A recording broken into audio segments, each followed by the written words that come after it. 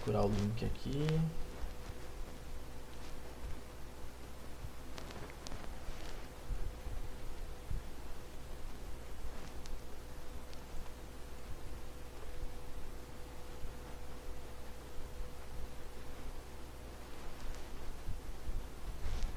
Bom, pessoal, o que vocês acharam da prova? Vocês acharam difícil?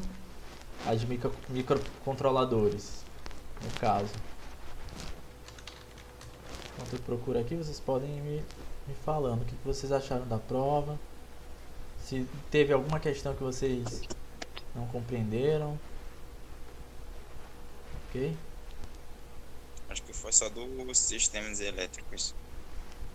Tá, ok. É isso. Tudo bem. Vou mostrar aqui pra vocês. Só procurar aqui o link da prova. São tantas turmas aqui que eu até me perco. Tá aqui. Caramba. Base técnica.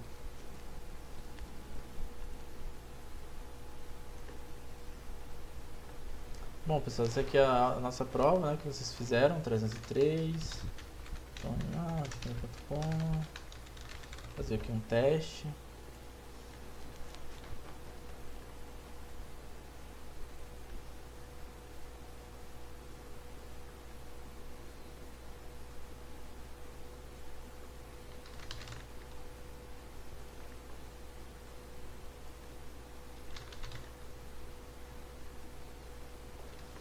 E aqui o nosso que a gente fez ontem, né? Essas questões aqui de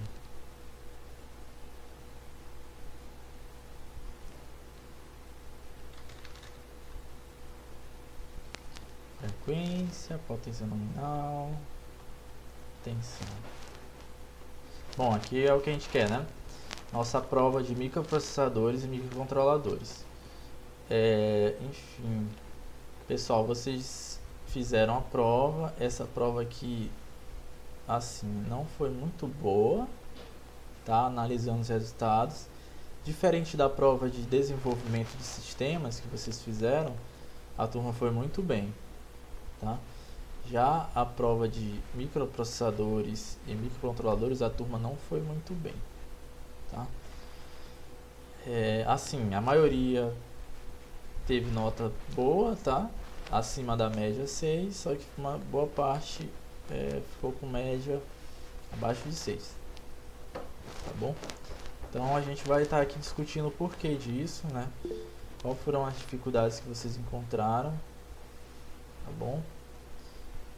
E vamos tentar entender, né? Porque eu tô aqui também para entender o lado de vocês, o que aconteceu e tudo mais. Bom, pessoal, aqui essa questão da arquitetura de von Neumann, né? Vou até colocar aqui de lado para ver qual o número de acertos, né, das questões, para eu estar pontuando aqui a questão que tiveram mais dificuldade e tudo mais.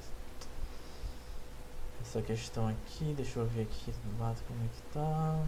Bom, essa questão aqui é subjetiva, né? Essa questão aqui, muitas pessoas... Deixa eu colocar aqui para ter o controle aqui. Questão subjetiva, né? Vou colocar do maior para o menor.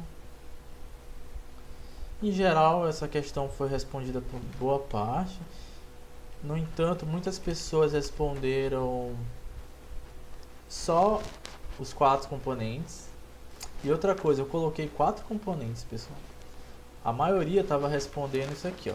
Entrada, de saída, memória e processador. Só isso, né? Escreveu e saiu correndo, né? Só isso. Gente, eu perguntei o que é arquitetura. E os 4 componentes. A maioria colocou 3 componentes. Não sei porquê. Porque nas aulas eu falei que existem o barramento. Barramentos, memórias e processador. Tudo bem, quem colocou só 3 componentes, eu considerei também a nota, tá? Como muita gente colocou, eu não tive como evitar.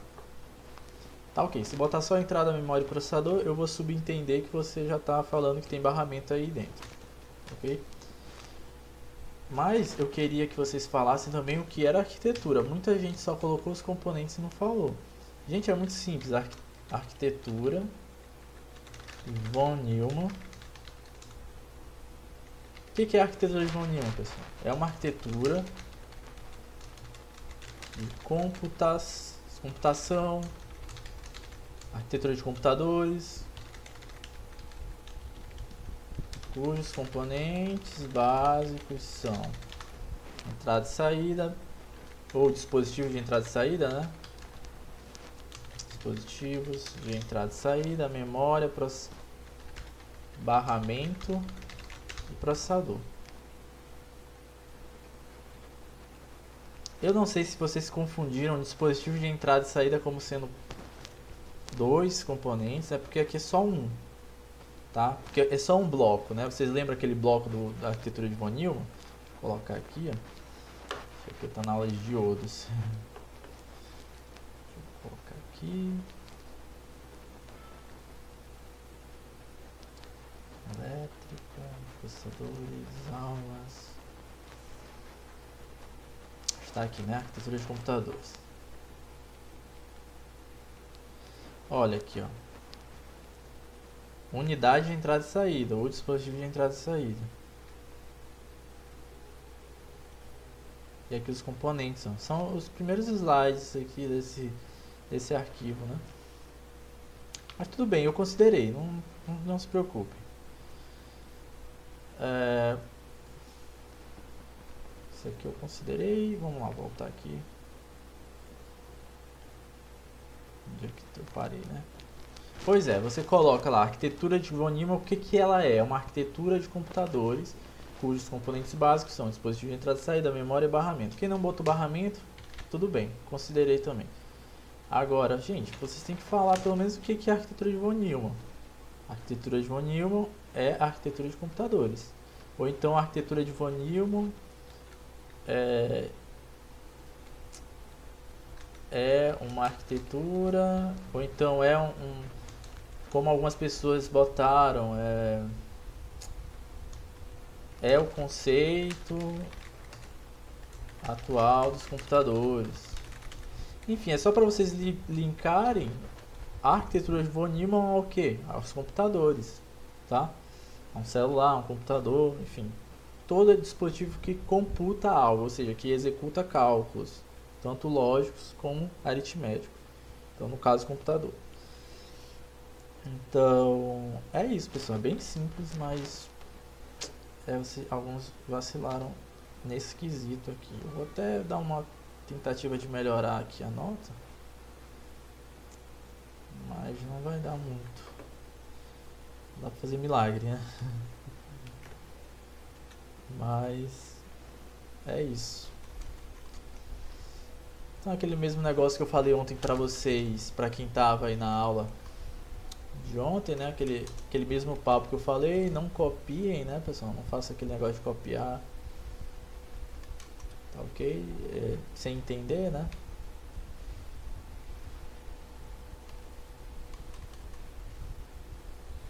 E é isso. Aqui. Deu pra compreender, pessoal, essa questão? Acho que sim, né? Bom, isso aqui é essa figura aqui, deixa eu ver quantos acertaram, né? Que isso aqui dá pra eu contabilizar. Esse sinal aqui, que sinal é esse, pessoal? A maioria de vocês acertaram, né? Essa questão, foram 23 acertos nessa questão aqui, que é um número bem alto, né?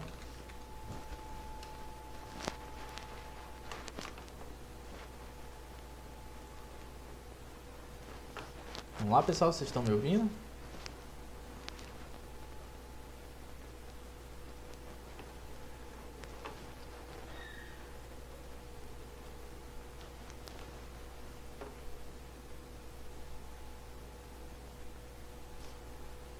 Alô?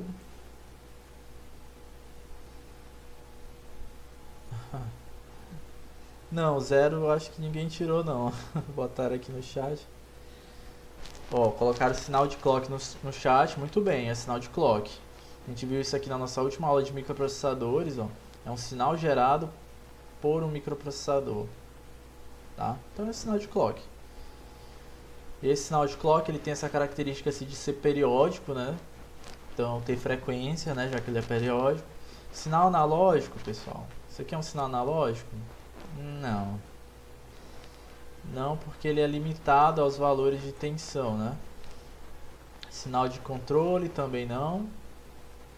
Sinal de memória, sinal discreto também não, né? Lembrando que sinal discreto é aqueles sinais que ficam assim, ó. É aqueles sinais que são, como eu posso falar? Que tem saltos, né? O sinal discreto é assim. Então você vai ter aqui um ponto aqui, outro ponto aqui, outro ponto aqui e outro ponto aqui. Tá? Esse é um sinal discreto. Aí. Ah, se eu tivesse falado antes. Pois é, a gente não teve aula antes, né, pessoal? A gente teve aula de desenvolvimento de sistemas antes. Pode ser até por isso que vocês foram bem, né, em sistemas, desenvolvimento de sistemas. A gente fez uma revisão no dia, né? Que é muito bom, né, eu acho. Só que aqui não deu porque não era disciplina no dia. Bom, mas de qualquer forma, pessoal, tinha os slides, os vídeos, né? Então, enfim, tá? Mas isso aqui vocês foram bem. Essa questão aqui a maioria acertou, né? Show de bola. Vamos para a próxima. Bom, pessoal, essa aqui muita gente errou, tá? Então, muita gente errou essa questão e vamos estar discutindo aí o que a gente vai fazer com essa questão. Vamos lá. O que acontece? É o sinal e a alternativa que corresponde a um dispositivo de entrada, pessoal. O que são dispositivos de entrada? Dispositivos de entrada são aqueles que você envia uma informação para o seu computador. Tá bom? Como assim envia uma informação? Por exemplo, teclado, né? Você está digitando essa informação, quem está gerando a informação? Você. Você está lá e está digitando com sua mão. Essa informação é transformada em sinais elétricos, do que você escreve, você digita, né? E vai para o processador, que ele vai fazer toda o processo, né? De decodificação do sinal. Então, o microprocessador, ele é um dispositivo de entrada? Não, ele é um dispositivo que vai fazer aquele meio de campo, né, dos sinais. Então, esse aqui não é. Monitor é um sinal de entrada, pessoal? Não, porque o monitor, o que o monitor faz? Ele faz o contrário. Ele coloca na tela o que você quer ver. Então, o computador ou o celular, né, digamos, na tela do celular, por exemplo, tem lá o que você tem no seu celular. No monitor, por exemplo, eu estou vendo agora a prova de vocês que está aqui no computador, né? Então, o monitor está me mostrando o que tem no computador, ok? Se ele está me mostrando algo, ele é um dispositivo de quê? Saída. Então, ele não é de entrada. Memória RAM, né, pessoal? É memória, né? Memória RAM é um dispositivo de memória, ele guarda dados, tá? Então também não é. Aqui que tá o ponto da discórdia, né?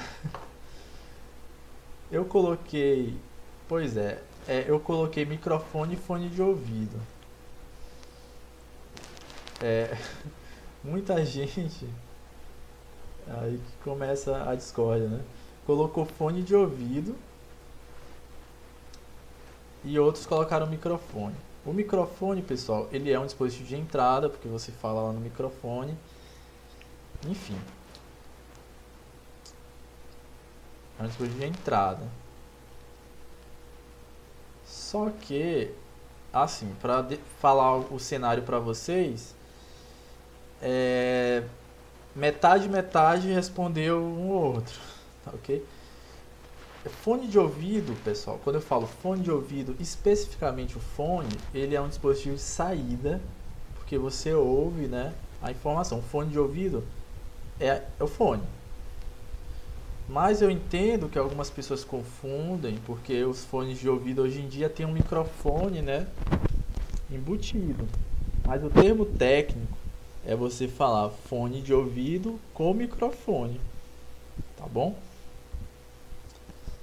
Mas, enfim, isso aqui fica para aprendizagem de vocês. O fone de ouvido por si só, ele é um dispositivo de saída, tá? Mas eu entendo, mas assim, pessoal, fica só entre a gente, tá bom? Eu vou considerar quem botou fone de ouvido, porque tem essa confusão aí, porque hoje em dia os fones de ouvido, eu até entendo porque ah, hoje em dia fone de ouvido, você vai comprar um fone de ouvido, você não fala, eu quero um fone de ouvido com microfone, tá? Então eu vou considerar como certo quem botou fone de ouvido também, tá? Porque eu entendi que vocês, a maioria, né, falou pensando já na questão do microfone, ok? Então isso aqui talvez ajude a turma, né, a aumentar. Eu vou até ver aqui como é que fica, se eu considerar, né, também.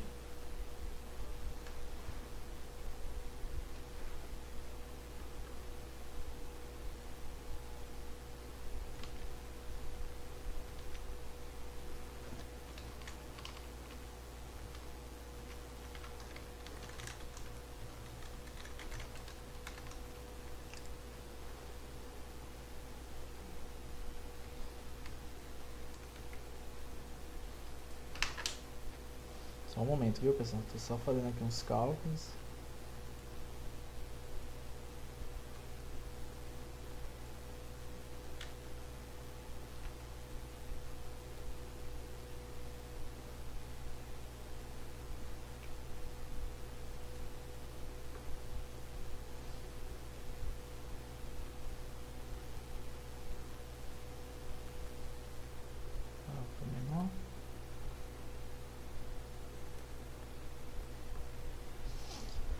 Só o tempo de eu fazer uns cálculos aqui dos resultados da prova.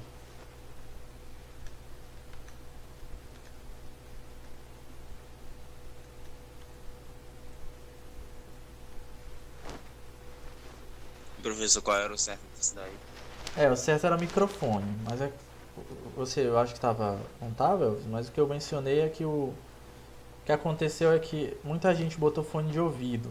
Aí eu vi as explicações, algumas pessoas vieram falar comigo e foram 2, 3 pessoas. E aí eu falei que eu ia verificar na aula o que a gente ia fazer, tá? Porque o argumento que me deram é que os fones de ouvido hoje em dia tem microfone embutido, tá? E isso causou uma confusão aí em muitas pessoas, tá bom? Aí o certo é microfone, mas quem botou fone de ouvido eu vou considerar para ver se a nota de vocês melhoram, porque muita gente ficou abaixo de 6, tá?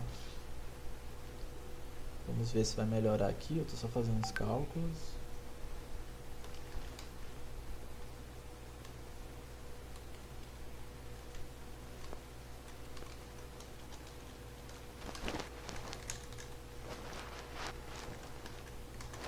Ainda tem um erro de português aqui, né?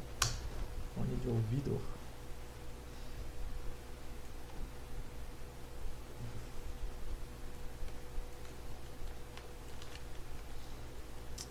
Tentando aqui, só um momento, pessoal. Por favor, aqui. Tô fazendo aqui ao vivo, né? Ah, tudo bem. Realmente melhorou um pouco.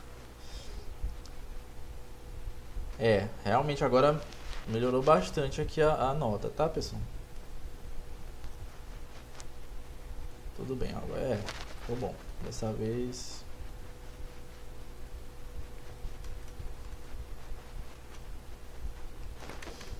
Melhorou bastante. Bom, pessoal, então é isso. A gente já resolve dessa forma essa questão. Nota de muitas pessoas ficaram agora acima da média 6, né? Muitas pessoas que só precisavam de 1 ponto, né? 2 pontos, tudo mais, com essa questão já conseguiram ficar na média, tá? Eu considero que foi uma questão que causou essa confusão, tá? Então, Professor, pode falar. você vai botar aqui dinheiro no Gotomir. Pois é, eu tô esperando o professor Fábio me falar a data. Porque a gente vai botar todo mundo junto. O professor Fábio é o coordenador, né, pessoal, das nossas disciplinas. Ah, ok. Bom, então, tudo bem, resolvida essa questão, tá, pessoal? Pra quem tava me cobrando. Mas é isso mesmo, pessoal. Quando vocês tiverem, assim, essas dúvidas, assim, eu não concordo com isso, vocês falem que a gente resolve, tá? Claro, nem sempre vocês vão ganhar, né? Vocês podem falar um negócio que não tem por exemplo, essa questão aqui não tem como eu resolver pra vocês. Essa questão aqui, muita gente acertou, mas muita gente errou também. Essa questão não tem como eu aliviar, né? Porque, vamos lá, é uma questão objetiva, né? Ó, microprocessador é composto basicamente por unidade lógica aritmética, unidade de controle e registradores. Essa é a questão certa, né, pessoal? Vocês lembram lá das aulas de microprocessador? Sim, professor. Tá ótimo. Então essa aqui é bem objetiva, não tem... Pode falar, Elvis. Era isso aí, era professor. Isso, essa aí. Deixa eu ver qual que eu botei. Nem sei que eu botei.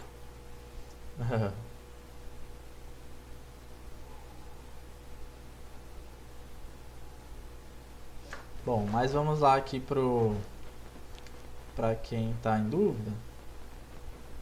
Observem aqui, no último slide. Observem aqui. Cadê o slide de processadores, né? Vamos lá, 31/3. Inclusive é o que eu vou, se der tempo, é o que a gente vai estudar hoje, né? Esse slide aqui. Mas enfim, isso aqui já foi visto. Eu botei no vídeo pra vocês. Botei o vídeo da revisão lá no grupo. Olha só. Composição do microprocessador, pessoal. Tá aqui, ó. Enorme aqui pra vocês. Aqui, ó. Tava fácil, hein? Unidade de controle. Unidade lógica aritmética e registradores. Ok? Vamos voltar aqui pra aula. Então você vem lá, deixa eu fazer minha prova, né? Deixa eu colocar aqui. Tá, ok. E falta mais 2 questões pra gente gabaritar, né? Ou é só mais uma? É, só mais uma. Vamos lá, memória RAM. Essa aqui muita gente errou também. Tá bom? Memória RAM é caracterizada por ser uma memória secundária e volátil, uma memória cache não volátil, uma memória principal e não volátil, uma memória secundária e não volátil. Vamos aqui analisar caso a caso. Quem quiser já falar a resposta pode falar. Vamos aqui. Professor, é uma memória principal e volátil, não é essa? Exatamente. Muito bem, essa é a questão, verdade. Bom, a memória RAM, né? Ela é uma memória secundária, pessoal? Vamos aqui analisar caso a caso. Não, né? Memória secundária, exemplo, HD, pendrive, cartão de memória e assim por diante. Ela é volátil? Volátil ela é, né? Sim. No entanto, né, pessoal? Vocês lembram aí de... Vocês já tiveram aquelas aulas de circuitos lógicos, né? De porta lógica, né? Então, se uma coisa é falsa e outra é verdadeira, isso aqui é falso, né? Essa outra aqui é uma memória cache? Não. Não volátil? Não. É uma memória principal? Sim. Não volátil? Não, ela é volátil. É uma memória secundária? Não. Não volátil? Não. É uma memória principal? Sim. Volátil? Sim. Questão certa? Só pode ser essa, né? Pronto. Então é isso, pessoal. Essa é a resolução da prova. A gente acordou, né? Eu ainda vou falar com o coordenador, tá, pessoal? Porque como é que fica essa questão aqui, né? Eu vou tentar dar os argumentos de vocês ao coordenador pra gente ver se a gente abre uma exceção para duas questões certas aqui nessa questão, tá? Ok. Mas é isso. Então, parabéns a quem foi bem, né? Teve muitas pessoas que tiraram nota máxima, né? Então, muito bem, parabéns aí a quem estudou. E é isso. Se quem tiver alguma dúvida é só falar e vamos para nossa aula. Tá ok? Vamos, professor. Ok. Bom, vamos continuar hoje, né, pessoal? Hoje a gente vai falar um pouco mais sobre aqui a gente parou, né? Nossa última aula foi semana passada, a gente parou em sinal de clock. A gente fez essa questão, né, do sinal de clock. Eu mostrei para vocês que o sinal de clock ele é dado em hertz, porque ele é uma frequência, né? Ele tem frequência. E ele é uma medida de velocidade, a frequência, né? Velocidade do processador. Se ele é uma frequência, ele tem período, porque a frequência a gente viu várias vezes que é 1 sobre período. Ou seja, a frequência é o inverso do período. Então, se a frequência é o inverso do período, o período é o quê? O inverso da frequência, obviamente, né? E aí, para achar o período, é só fazer esse cálculo. No caso, ficaria 1 sobre 1K, né? Na questão aqui, 1 kHz. Bom, mas isso aí vai dar quanto, né? Eu já botei a tabela para vocês, para facilitar, né?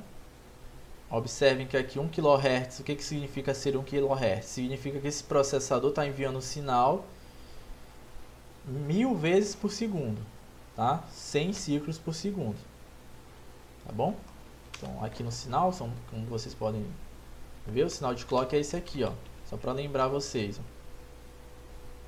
Você tem vários ciclos por segundo. Então, quando eu falo que ele é 1 kHz, significa que ele faz 1000 ciclos por segundo. Está aqui na tabela. E qual é o período de 1000 ciclos por segundo? 1 milissegundo. É muito rápido, né? Então, é 1 milissegundo. Tá bom? Que ele faz todo esse processo. Na verdade, desculpa, pessoal. 1 milissegundo é o tempo que ele faz um ciclo. Tá? 1 kHz é 1000 ciclos por segundo. Tá ok? Então, o período aqui vai dar, se a gente for na tabela, 1 milissegundo. Então, essa é a resposta, tá? E aqui eu mostro que isso aqui é meio que uma relação inversa, né? Observem que você tem quilo, o resultado deu em quilo para frequência e mili para os segundos, né? Então, vocês podem ver que quilo ele equivale a 1000 e milha equivale a 0,001. Então, o que a gente pode observar é que é uma relação de inversão, né? Como a gente já tinha visto. Ou seja, um valor vai ser sempre o inverso do outro. Então, quando você tem qualquer valor de frequência, é 1 GHz, o período vai ser o inverso desse 1 GHz. Como que calcula o inverso? Você pega o número, né? Na verdade, você pega 1 e divide pelo número. Aí você tem o inverso do número. Tá? Para qualquer número que vocês pensarem matematicamente, qual é o inverso de 10? Para você souber o inverso do número 10, você vai fazer 1 sobre 10. Qual é o inverso de 3? 1 sobre 3. Qual é o inverso de 1 milhão? Para qualquer número, né? 1 sobre 1 milhão. Tá? Então, no caso da frequência, se eu der 1 kHz, o período vai ser o inverso dessa frequência. Então, vai ser 1 sobre f. Por isso que é 1 sobre f. Daí, né, a equação. Viu? É tudo muito associado. Bom, agora a gente vai falar sobre os tipos de clock, né, que existem. Os tipos são dois tipos apenas no microprocessador. É a frequência de operação interna do processador, é o clock interno. Geralmente é esse clock mais rápido que a gente vê. E o clock externo é a frequência de operação externa. Uma é a operação interna e outra é a operação externa. O que seria a operação interna? É a comunicação com as unidades básicas do processador que a gente viu. São aqueles 3 bloquinhos lá. Quais são? A gente respondeu na prova, né? Unidade lógica aritmética, ou então ULA, né? A sigla. Unidade de controle, ou então UC, que é a sigla. E os registradores, né? Que a gente pode chamar de registradores mesmo, não tem sigla. Então, isso aqui, as informações que eles trocam entre si, tá? Essas informações elas vão estar operando com clock interno. Tá ok? Isso aqui, ó,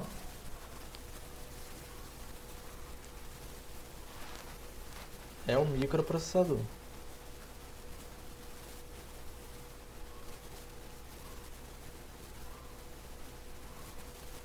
Ok? Então, dentro do microprocessador tem esses dispositivos, né, esses componentes, e eles trabalham em clock interno. Já quando o processador se comunica com outros dispositivos, por exemplo, memória,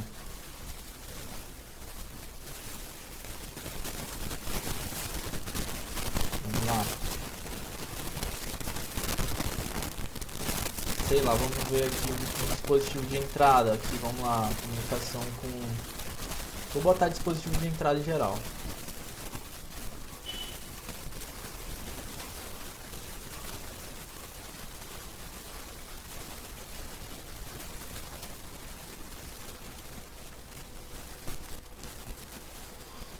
Enfim, em geral, né, outros dispositivos que vocês podem ter, memória RAM, né, aqui, por exemplo, dispositivo de entrada, entre outros, dispositivos HD, né, você pode pôr uma memória externa, no caso.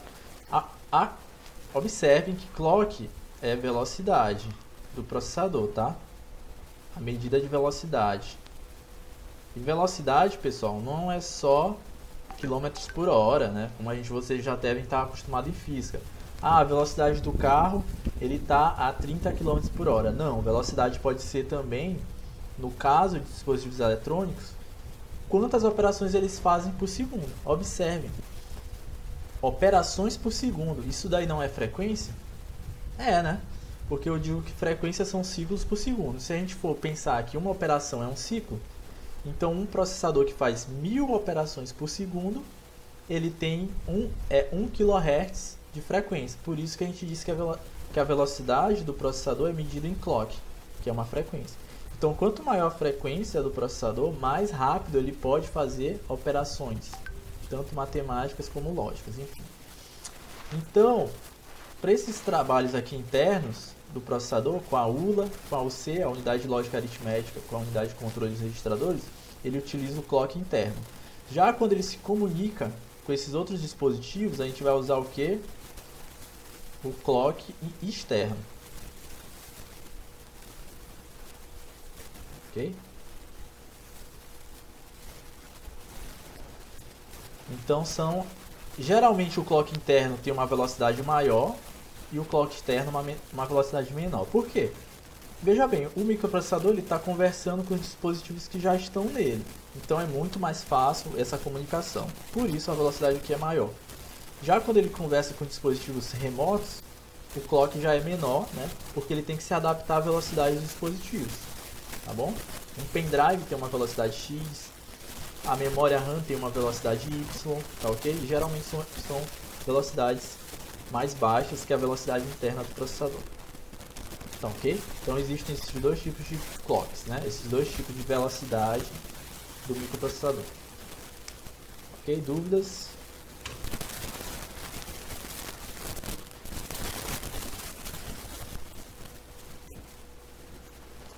Então, vamos prosseguir.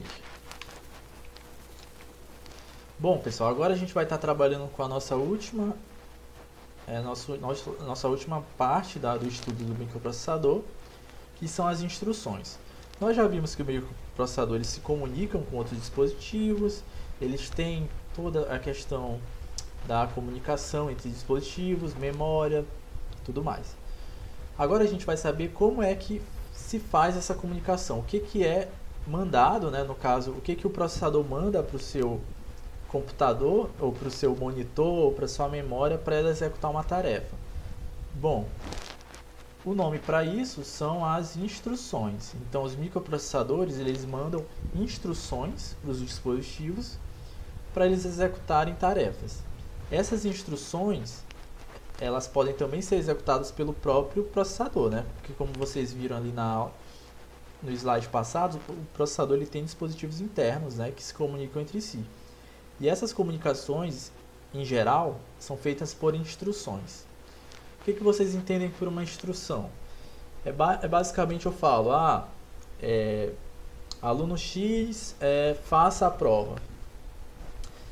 Faça a prova dia 29, que foi a nossa avaliação, das 12h30 até as 17h. Isso é uma instrução. Eu estou instruindo alguém a fazer uma função. A mesma coisa aqui, só que essa instrução dos processadores ela é feita por meio de códigos binários. Tá certo? E são tarefas já pré-programadas, executadas em código binário, que o processador vai interpretar para executar certas operações internas. Quais são essas operações? Operações algébricas entre dois números, testes lógicos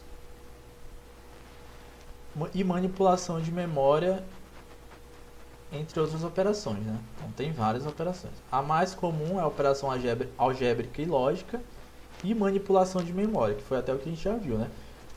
Exemplo de operação algébrica do microprocessador: somar um valor A com um valor B. Teste lógico: se o valor somado for maior que o valor tal, faça uma função, entendeu? Operação de manipulação de memória: guardar o resultado dessas operações na memória X. Ok?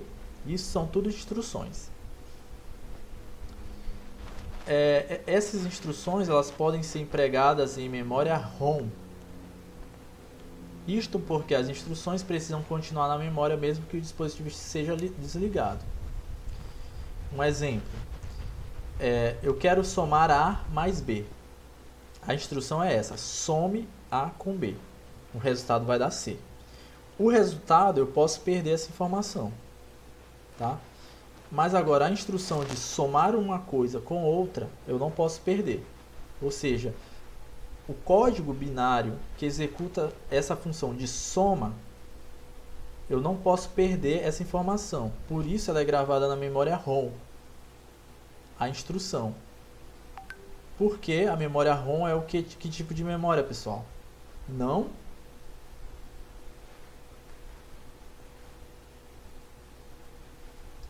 volátil, né? Ou seja, ela não perde a informação quando você desliga seu computador. Então, por isso as instruções elas são gravadas em memória ROM, tá?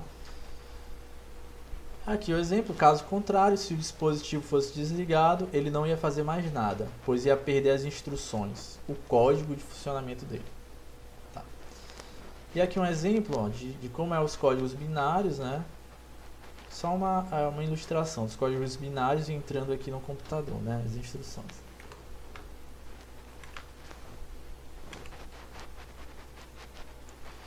Bom, pessoal, como eu mencionei, as instruções eles são um programa. A sequência de instruções é uma sequência de linhas de programa ou linhas de código que a gente vai chamar de algoritmo. O algoritmo ele é uma função que executa tarefas com base no código, tá? E para gerar essa sequência, utilizando as instruções de processador, diretamente utiliza a linguagem de programação. No caso do microprocessador, a mais comum é a Assembly, tá? Então, resumindo, né? Você vai ter um conjunto de instruções que são gravadas na memória ROM. Esse conjunto de instruções a gente vai chamar de algoritmo do computador. E esse algoritmo ele está pré-programado para executar tarefas. Exemplo de uma pré-programação, uma função de soma. Eu quero que meu microprocessador some algo.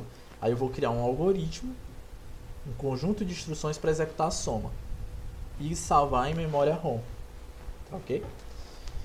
Esse conjunto, isso que eu estou gravando, a gente vai chamar de linguagem de programação, tá? Ou algoritmo. A gente vai chamar de algoritmo, que vai ser escrito em uma linguagem de programação. Esta programação direta no código Assemble é chamada de linguagem de máquina, pois são os códigos que o processador de fato entende. Então, pessoal, eu não sei se vocês já viram nas aulas de informática sobre linguagem de programação. Se vocês já viram, vocês vão ver, vocês devem ter visto que existem várias linguagens de programação, tá? Inclusive a gente vai estar trabalhando com uma delas posteriormente na disciplina, tá? Só que o microprocessador ele tem uma linguagem de programação específica dele, que é o Assemble. Essa linguagem é o que a gente chama de linguagem de máquina, porque ela é muito complexa e só a máquina vai entender, de fato. Olha um exemplo aqui de um programa em linguagem de máquina aqui, ó. Vocês conseguem entender o que tem aqui? Mais ou menos. Pois é, pelo menos vocês têm o conhecimento que são códigos o quê? Binários, né? Mas assim, para interpretar o que esses códigos significam, só mesmo a máquina, né? Ou então, isso aqui é só um exemplo, pessoal, mas são milhares desses códigos, tá? São milhões desses códigos sendo interpretados pelo microprocessador. Olha aqui o microprocessador aqui. Então, para você entender milhões de códigos, assim, dessa forma, só mesmo uma máquina. Por isso que a gente chama de linguagem de máquina, tá? É a linguagem que o processador entende. Professor, então como a gente programa, já que é uma linguagem totalmente difícil de entender? Bom, existem níveis de abstração. A gente vai pegar essa linguagem e vai transformar ela em outra linguagem e assim sucessivamente até chegar no usuário final que vai programar, tá? Mas isso aí é uma questão um pouco mais aprofundada que eu não vou mencionar para não confundir vocês. Então, o que vocês têm que entender é que o processador ele interpreta a linguagem de máquina, e aqui é um exemplo de linguagem de máquina. São conjuntos de códigos binários. Conjunto de códigos binários, né? Ok? Então vamos lá, prosseguir. Então, resumindo, as instruções, elas fazem com que o processador... Professor, Pode falar. tipo, eu vi uma vez um código disso daí, né? Tipo, uma série de desenho. Uhum. É tipo um robô, ele começava a ler esse código, aí do nada ele ia pro futuro. Pegava algumas coisas, tipo assim. Uhum. É um exemplo, né, que você deu um robô que estava lendo algo. Observem que ele está lendo uma linguagem de máquina, né? Como você falou, você viu lá uma série de números assim, e o robô entendendo isso, porque, gente, só uma máquina que vai entender isso, tá? Esse código aqui na íntegra. Porque a gente lembra que o código binário são níveis de tensão. Aqui tensão positiva, por exemplo, aqui 0, pode ser 5 volts, 0, enfim, é uma sequência de tensão que vai gerar os códigos binários e só a máquina vai entender isso, tá? Para nós entendermos, a gente vai ter que traduzir esse código para uma outra linguagem, tá bom? E assim sucessivamente. Bom, aqui eu falo novamente sobre conjunto de instruções, né? Um conjunto de instruções são operações que um determinado processador é capaz de entender, interpretar e executar, né? Que é aquele código que a gente viu. Uma instrução de um programa de alto nível, aqui entra já a questão dos níveis de programação. É implementada por diversas instruções de processador a mais baixo nível. Por exemplo, A aplicação para mostrar o texto em uma tela é realizada a nível do processador por um conjunto de instruções. Vou dar aqui um exemplo claro para vocês. Eu vou digitar um texto, por exemplo, aqui nesse slide, né? Deixa eu sair aqui. Vou inserir aqui um texto, uma caixa de texto aqui.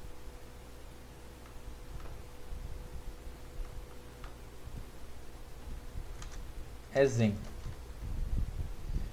Pessoal, quando eu digito essa tecla E, eu estou digitando ela numa língua que eu estou entendendo, né? Eu estou digitando aqui no teclado, tá? Quando eu digito essa tecla, o software do usuário que está recebendo essa tecla, quem é? Aqui no meu caso é o PowerPoint que eu estou fazendo no slide, que é da Microsoft aqui, né? O PowerPoint. Então, digamos que é o editor aqui, é o programa que roda o slide. Eu estou escrevendo no slide. Esse programa vai enviar essas informações que estão aqui no alto nível, software do usuário. Quem é o software do usuário aqui? É o programa que eu estou usando aqui para apresentar o slide, tá?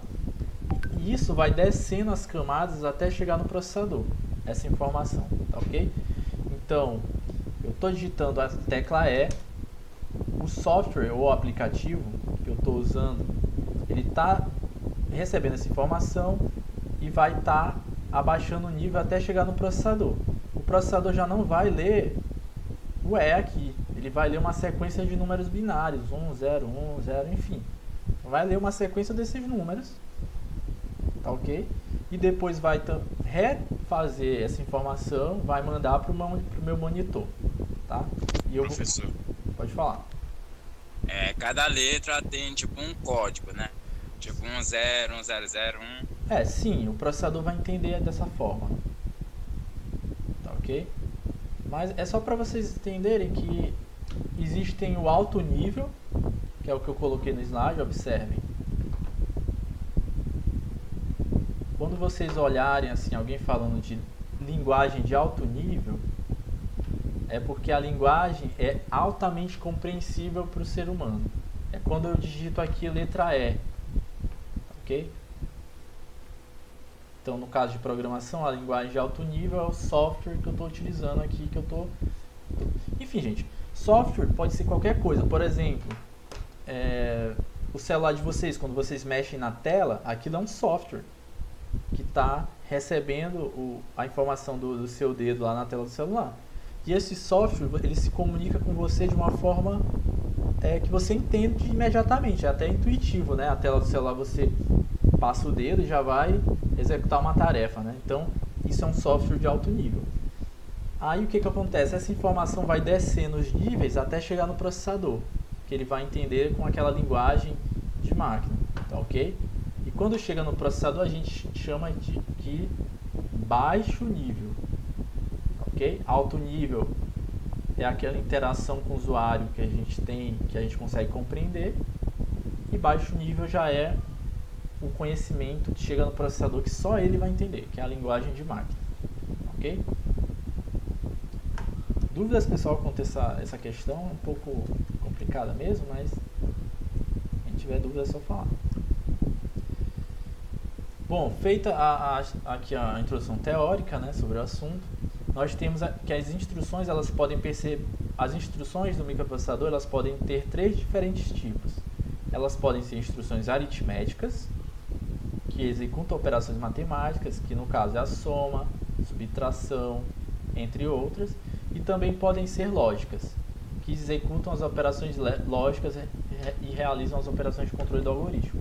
Operações lógicas, pessoal, aqui eu botei, né, das aulas que vocês já tiveram de circuitos digitais, né, portas lógicas. Vocês lembram lá da porta AND, porta OR, tem a porta NOR, porta while. Vocês lembram disso? Sim, professor.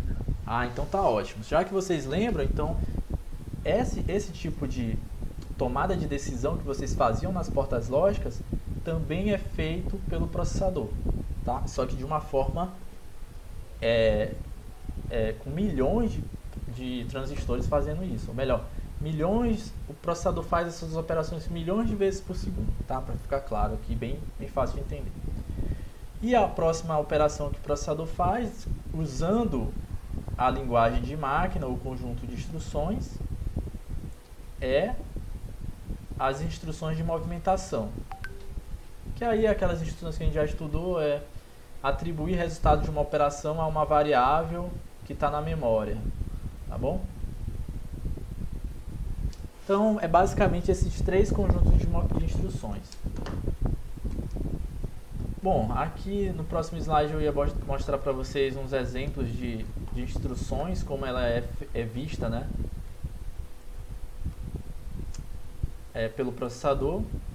Instrução ADD AB, somar A com B. Isso aqui é como a gente programa o microprocessador numa linguagem que a gente entende, tá? Mas quando chega no microprocessador ele vai ter esse formato aqui de byte. Bom pessoal, isso aqui eu vou explicar para vocês na próxima aula, porque senão vai ficar confuso, já que nossa aula está terminando. Mas eu acho que deu para entender a questão das instruções, a linguagem de programação do processador, que é aquela linguagem binária, e entre outras coisas, tá? Nossa aula é até as 9h45, deixa eu confirmar que é até as 9h45. Então a gente está finalizando agora, tá bom? É quarta-feira. Ah não, pessoal! Desculpa aí, a nossa aula hoje vai até as 10h15. É que mudou os horários aqui, eu tô bem perdido. Pô, tá ok então.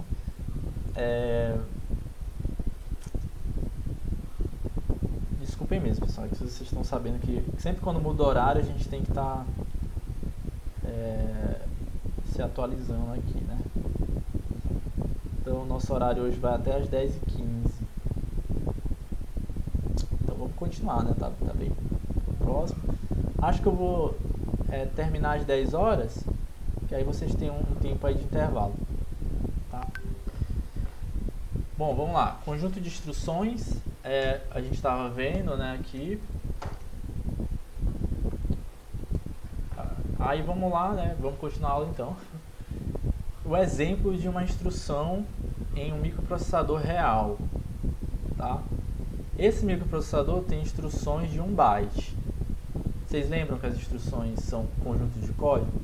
Quando eu digo que a instrução desse microprocessador tem 1 byte, isso se refere que uma instrução dele tem esse formato aqui, né? Vou botar aqui mais bonitinho. Beleza, ele tem 1 byte de instrução, quantos bits ele vai ter? A gente já viu que 1 bit equivale a 8 bytes, né? Opa, desculpa, 1 byte equivale a 8 bits, né? Então você tem aqui 1, 2, 3, 4, 5, 6 e 7. Então, a instrução dele vai ter esse tamanho aqui, 0, 0, 0, 0, 0, 0 e 0. Ok? Falta um 0 aqui, né? Então ele vai ter esse comprimento aqui. Essas instruções que vocês estão vendo aqui, ó, o formato dela em linguagem de máquina é esse aqui, ó. 0, 0, 0, 0. Claro, não, isso é só um exemplo. Pode ser 1, 0, 1, 0, 1, 1 até 0. Enfim, é só um exemplo. No entanto, cada instrução ela vai ser diferente uma da outra, viu? Tá ok? Elas não são iguais. Ou seja, se uma instrução aqui, por exemplo, é 1, 0, 1, 0, 1, 0, 1, 1, essa outra não pode ter o mesmo nome. Tá? Ou seja, ela não pode ser igual a essa primeira. Tá ok? É só um exemplo, viu? Não quer dizer que é dessa forma, tá? Cada processador tem seus códigos corretamente definidos, tá? E aí, para você saber, você tem que ir em cada processador e descobrir. Tá? Esse aqui é só um exemplo, a gente não vai fazer isso também, né? E aqui o exemplo, né, de uma instrução de 1 byte, que no caso é ADB. A instrução é essa do exemplo. Adiciona o conteúdo de B ao conteúdo do acumulador A. Então, se vocês repararem aqui, ó, você vai ter aqui o código. E reparem que ele tem 1,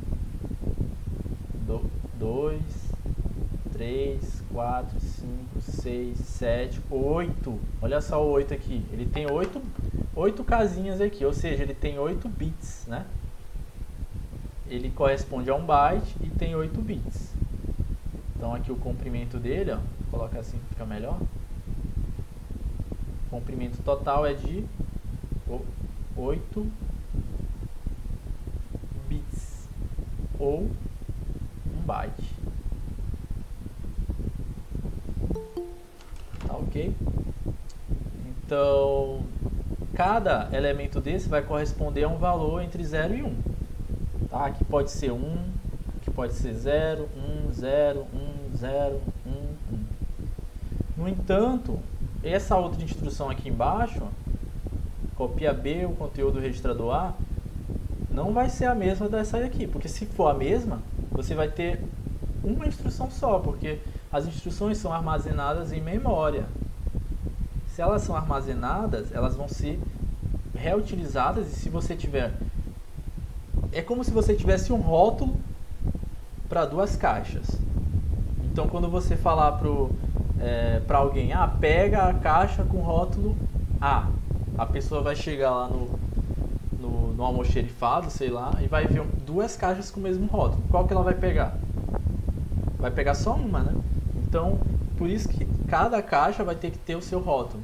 Então, cada instrução tem o seu rótulo em código binário, tá? Então, aqui é só um exemplo para vocês verem como é. Eu não vou cobrar isso de vocês, não se preocupem se vocês estão achando muito difícil, mas só para vocês entenderem que as instruções são dessa forma, em códigos binários, e que cada instrução tem seu código. Tá ok? Bom, isso aqui é sobre os conjuntos de instruções. Bom, a gente viu tudo sobre instruções, como é que elas são feitas, mas, no entanto, a gente tem que entender que os conjuntos de instruções, com relação à arquitetura, elas são de 2 formas. Elas podem ser classificadas como instruções do tipo RISC ou instruções do tipo CISC. Ou seja, os processadores geralmente são classificados assim. Processador Intel X, ele é do tipo RISC. Ou processador AMD Y é do tipo CISC. Então tem sempre, isso é uma característica que diferencia processadores, tá? Se ele é RISC ou se ele é CISC. Então isso aqui já vocês têm que saber, né? Essa parte aqui. Então quando eu falar que um microprocessador ele é do tipo CISC, o que significa isso? Significa que ele tem um conjunto abrangente de instruções, contendo muitas operações diferentes. Aqui é um exemplo, ó, cerca de 250 instruções.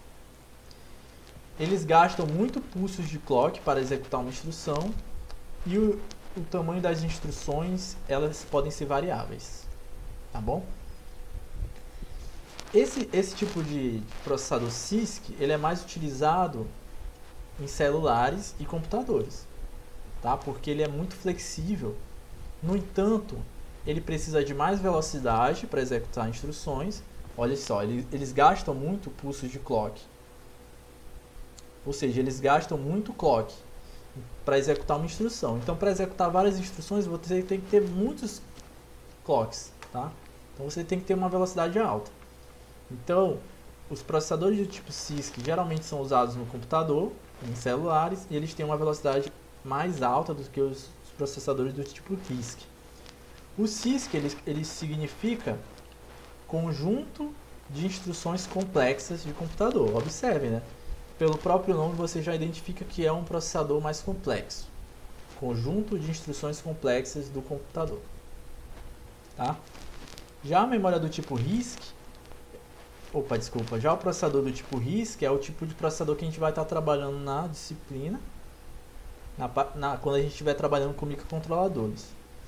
Eles são processadores que têm um conjunto de instruções reduzidas, ou seja, aqui já é menor, 130 instruções. Aqui é a diferença entre eles. E eles gastam apenas um pulso de clock para executar uma instrução. Tá ok? Então eles precisam de menos velocidades. tá ok? Então, para executar uma instrução, ele precisa de menos velocidade que o tipo CISC, tá? Já o tamanho de instrução dos bytes é fixo, ou seja, aquelas instruções que a gente viu aqui, ó, era de um processador do tipo RISC, né? Observem que eles são fixos, ó. Ele tem 1 byte e vai ter sempre 1 byte. Já no outro tipo, você vai ter instruções que podem ter tamanhos variados, tá? Enfim, essas são as diferenças entre eles. O RISC, ele significa em português conjunto de instruções reduzidas dos computadores, ou conjunto de instruções, ou um reduzido conjunto de instruções computacionais, tá?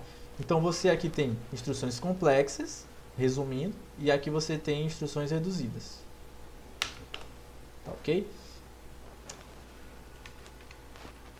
Aqui um exemplo gráfico para vocês entenderem melhor. Olhem só como é o RISC, como ele é menos complexo. Ele tem só as instruções de máquina, ele só tem as instruções e a execução das instruções. Já o processador CISC, ele tem instruções, conversão para microcódigo, microinstruções e execução das microinstruções. Então você tem 4 camadas aqui para executar uma instrução. Então, por isso que a gente diz que ele é complexo.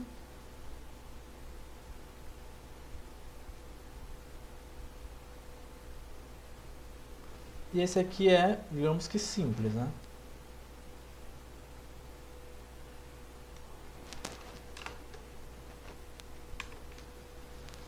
Bom, professor, mas então qual escolher, né? Para que cada um caso é usado em quê? Aqui são várias outras... enfim, isso aqui são outras diferenças entre o RISC e o CISC, né? Tem várias aqui. Eu não vou falar todas, porque a maioria eu já falei. Mas o que importa aqui é que, por exemplo, o RISC, eu vou talvez atualizar esse slide depois, por ser uma arquitetura simples, ele é muito utilizado em projetos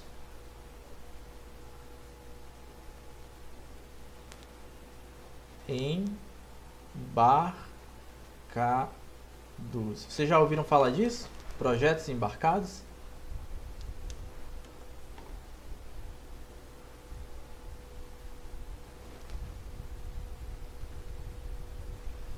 Bom, pessoal, projetos embarcados, eles se referem a circuitos elétricos que estão em dispositivos simples. Por exemplo, o mouse, ele tem um mouse de um computador tem um projeto embarcado, ele tem um circuito embarcado. Outro exemplo aí, enfim, no dia a dia tem vários, né? O celular, ele é um projeto embarcado, só que ele é um caso diferente, ele usa outro processador.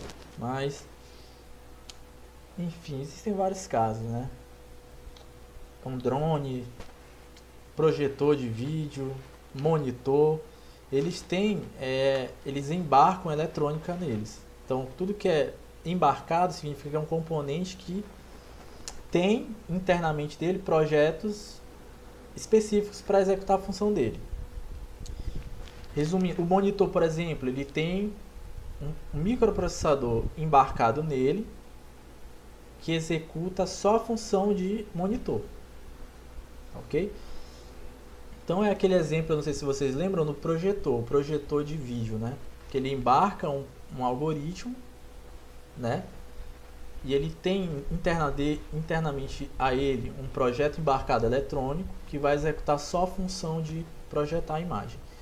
Enfim, o RISC, em geral, ele é mais utilizado para projetos que você já tem um determinado fim. Então, o projetista, né, quando vai fazer, por exemplo... deu um branco aqui para... Um multímetro, tá? Um multímetro que vocês já devem conhecer é aquele medidor de... deixa eu colocar aqui para facilitar. Aquele medidor de potências elétricas. Vou tentar colocar aqui para o lado. Só um momento.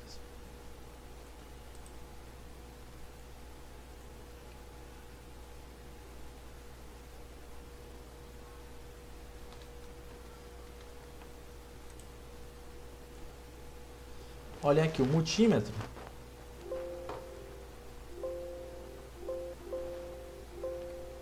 Ixi.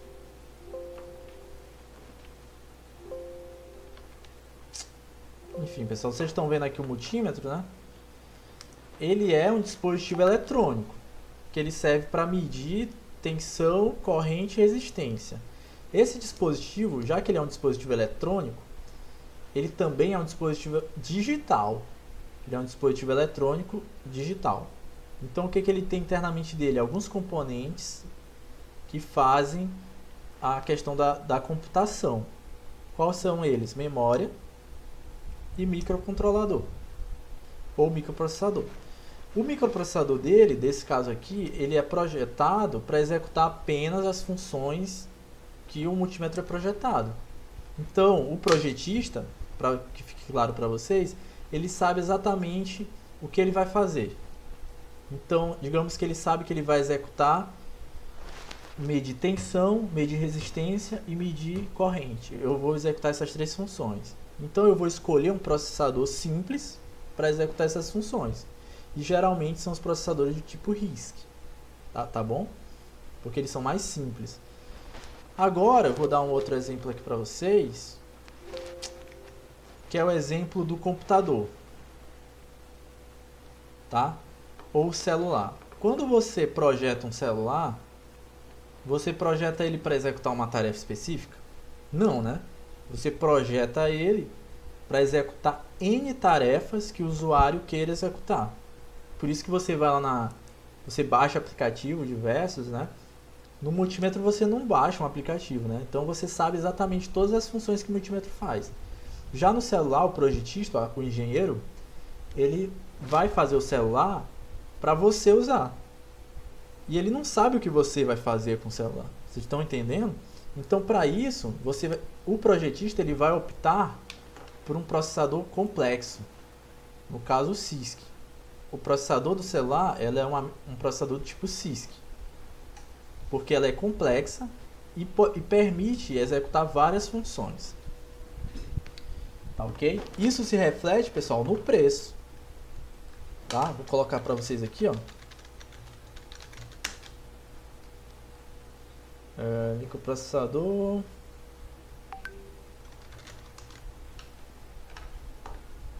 colocar aqui para vocês verem o preço.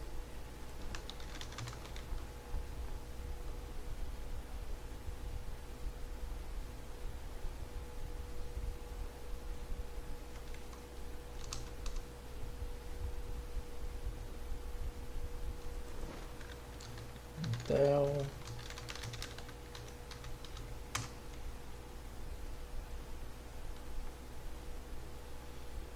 Nossa, que dificuldade.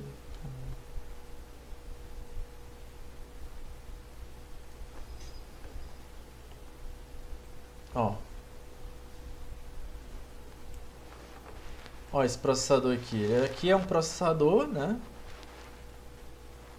Intel Core i7, né? É um processador para computador. Esse processador ele é complexo. Ele é um processador do tipo que a gente acabou de estudar agora. Ele é um processador do tipo CISC. Observem que processadores do tipo CISC geralmente são caros. Ou pelo menos tem um valor acima do padrão para a indústria. Então, por exemplo, se eu vou fazer, quero que vocês pensem do ponto de vista de projeto. Se eu vou fazer um multímetro que custa uns R$100, eu vou usar um processador que custa R$3.000? Não, né? Não compensa. Então, por isso que eu vou usar, no caso do multímetro, um processador do tipo RISC.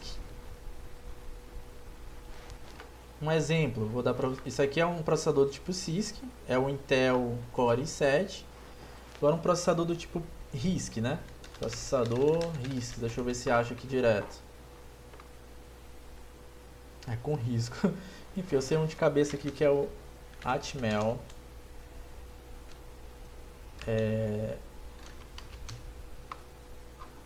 Esse aqui, por exemplo. Olha o preço dele aqui, ó. Esse aqui é o do Arduino que a gente vai trabalhar com ele. Então, observem que esse aqui é um... Na verdade, ele é um microprocessador, mas ele tem internamente um microcontrolador, tá? Esse cara, ele não é só um microprocessador, ele é um microcontrolador. Aí a gente já vai estudar o que é microcontrolador, talvez na próxima aula, se a gente der tudo certo. O que é um microcontrolador? Mas, o que eu quero que vocês entendam é que ele tem uma arquitetura do tipo RISC. Que é aquela arquitetura que a gente viu que é simples. Então, essa aqui sim eu usaria para fazer meu multímetro, né? Vocês não concordam? Já que eu quero fazer um produto que custe R$150, eu não vou pegar um processador de R$3.000. Eu vou aqui nesse processador que é simples, escolho ele e faço. Tá ok? Então é basicamente essa, assim, de forma clara, a diferença entre esses dois processadores, né? Porque eu sei que falar muito a parte teórica confunde, vocês ficam confusos mesmo. Porque realmente é uma coisa nova para vocês, mas assim, se vocês entenderem só essas questões pertinentes, por exemplo, o processador do tipo RISC é um processador simples, utilizado em vários componentes digitais simples, né? É multímetro, tem termômetro digital, entre vários outros, fone de ouvido desses aqueles headphones, enfim, dispositivos digitais, né, simples, usam um microprocessador do tipo RISC, porque você já tem a função definida para o seu projeto, tá? Já projetos complexos, como computador, celulares, você vai usar processadores do tipo CISC, né? Tá ok? Se vocês entenderem só isso, tá perfeito. É uma das coisas que eu posso cobrar em avaliação. Bom, pessoal, eu acho que então a gente finaliza aqui. Ah, não, desculpa. Nossa, eu disse que ainda ia dar um intervalo, mas é muito bom a gente finalizar já microprocessadores, porque eu quero já entrar em microcontroladores, que aí a gente vai ter as práticas, né? Fazendo os circuitos, né, para executar funções. A gente vai fazer práticas para, sei lá, acender um LED, programando o microcontrolador, então vai ser bem interessante, tá? Então vamos finalizar. Bom, depois do conjunto de instruções, a arquitetura do conjunto de instruções, a arquitetura RISC-CISC, a gente tem os processadores, eles podem ser classificados pelo conjunto, pelo número de núcleos, tá? Um processador de vários núcleos significa que ele tem 2 ou mais processadores internos a ele. Ou seja, quando eu falo que um processador tem 2 núcleos, significa que aquele processador que vocês estão vendo lá para comprar, internamente ele é como se ele tivesse 2 processadores trabalhando ao mesmo tempo. Aqui um exemplo, né? Um processador dual core, né? Como o pessoal chama, ele possui 2 núcleos. E um processador quad-core, ele contém 4 núcleos. O que significa isso? Significa que internamente é como se ele tivesse 4 processadores internos a ele. Geralmente isso aqui é para processadores do tipo CISC, que são complexos. Vocês veem que aumenta a complexidade porque a gente está usando vários processadores, entendeu? Ao mesmo tempo. E geralmente o número de núcleos ele aumenta o desempenho, né, da sua máquina. Resumo, uma CPU ou processador de vários núcleos terá um desempenho superior do que uma CPU ou processador de um único núcleo, com a mesma velocidade de clock. Tá ok? O que significa isso? Significa que se eu tenho um processador que o clock dele, vamos lá, processador 1, apenas um núcleo, e o clock dele é 3 GHz, e eu tenho um P2, um processador 2, de 2 núcleos, que a velocidade é 3 GHz, qual é o que vai ter maior desempenho?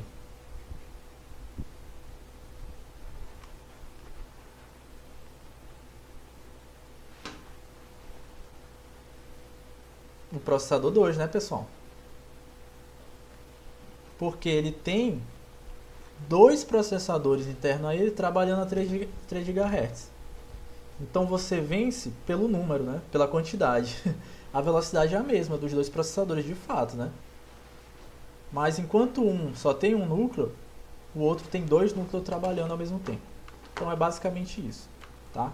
Então processadores de mais núcleos, eles possuem um maior desempenho. E aqui é um exemplo físico de como é essa questão dos núcleos, ó. Esse aqui é um processador Core 2 Duo, ou seja, ele é um processador que tem dois processadores de dois núcleos juntos, que é como se ele fosse 4 núcleos, né? Então vocês veem aqui as camadas, ó, primeira camada, segunda camada, terceira camada, quarta camada e aqui a camada de proteção, né? Então aqui é núcleo 1, núcleo 2, núcleo 3, núcleo 4. Então é bem complexo, né, pessoal? Então hoje em dia os microprocessadores usados em celulares e computadores, entre outros, são desses tipos aqui, ó. A maioria, vocês podem pegar o celular de vocês e procurarem a ficha técnica, vocês vão ver que ele é quad-core, ele é dual-core, né? Vocês vão ver um pouco sobre isso. Eu vou dar um exemplo aqui para vocês. Por exemplo, do meu celular novamente, né? Moto S7 Plus, vamos ver. Processador.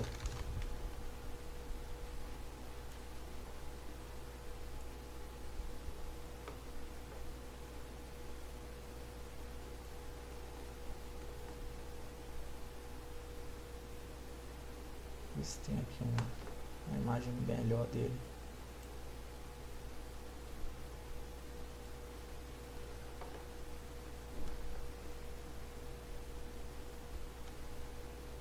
Só um momento, pessoal, para fechar a aula.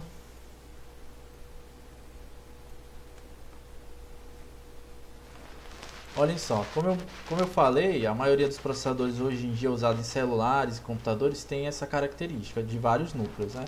Vou mostrar para vocês aqui, esse aqui é o meu celular, ó. Aí você tem as características técnicas, né? Não sei se vocês estão vendo direito, vou tentar colocar um zoom aqui.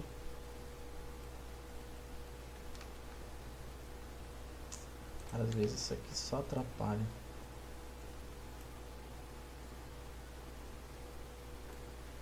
Às vezes esse programinha aqui só atrapalha.